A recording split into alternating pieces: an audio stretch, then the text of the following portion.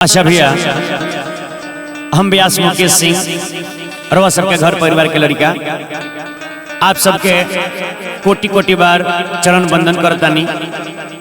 एक बार फिर माता रानी के भजन लेके हमने रवा सबके बीच में उपस्थित भइल बानी। साज बाज से वह सब संगति वालों संगत करता। बेंजो के साथ छोट भाई बबलू बाबू, तबला पर हमरा निकू भाई, जोरी पर चेला बाने बागी विकास जी, कैमरामैन प्रिंस बाबू बानी।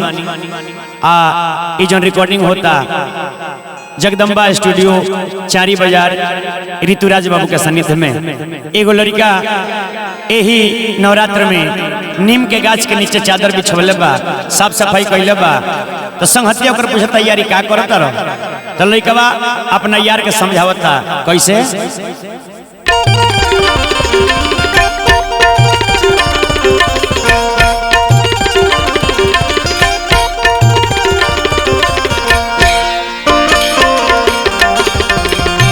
जय हो माई, जय माता दी। लइकवा कहता दरिया बिछवले बानी निमिया के छाँव में, दरिया बिछवले बानी निमिया के छाँव में। आज जगदम्बा मैया आई है हमारा गाँव में।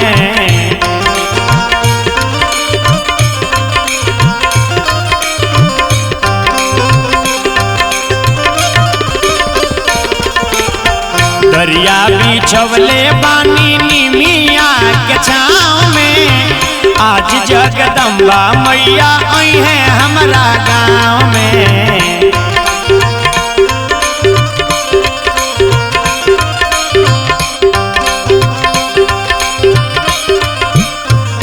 जय माता में वाली,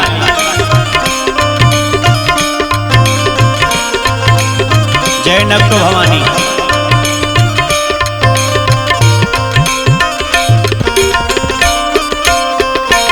जय हो लगनी के बुढ़िया माई।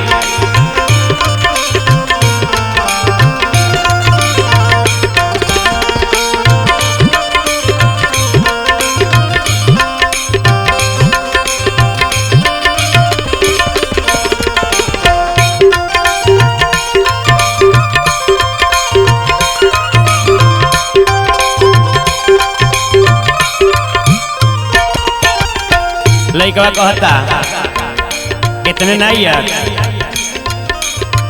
अड़हुल के फूलवा से रहिया सजाई के। हाथ जोड़ी पूजा करब काली दुर्गा माई के।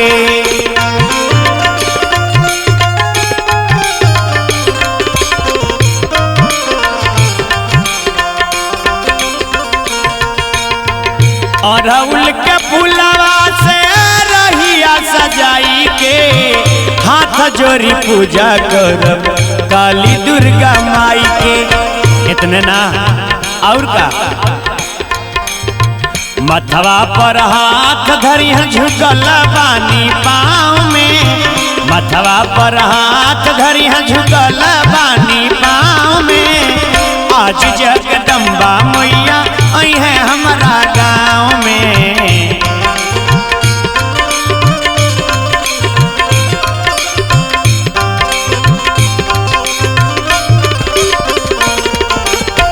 दरिया बिछवले बानी निमिया के छाँव में। आज जगदम्बा मैया आई है हमारा गाँव में।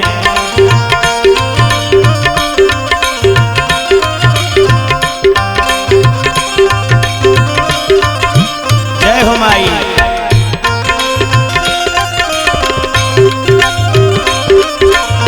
बन रही बबलू बाबू।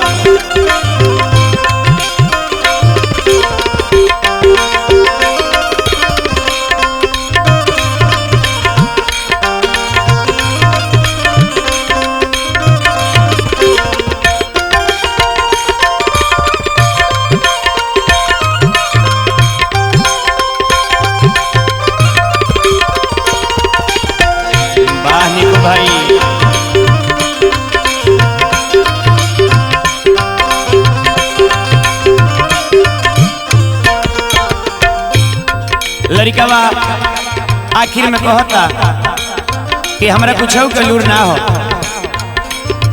हई हम गरीब सिर पर निक नहीं छपरी, गावे के लूर ना बजावे आवे थपरी।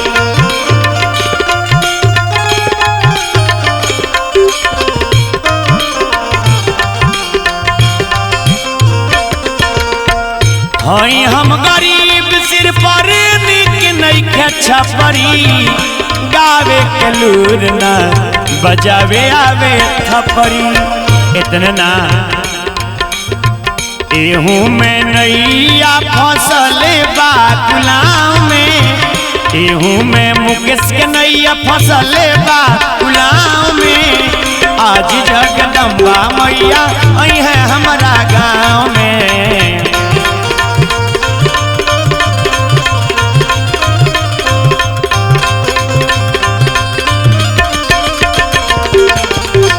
दरिया बिछवले पानी निमिया के छाँव में, आज जगदम्बा मैया आई है हमारा गाँव में। दरिया बिछवले पानी निमिया के छाँव में, आज जगदम्बा मैया आई है हमारा गाँव।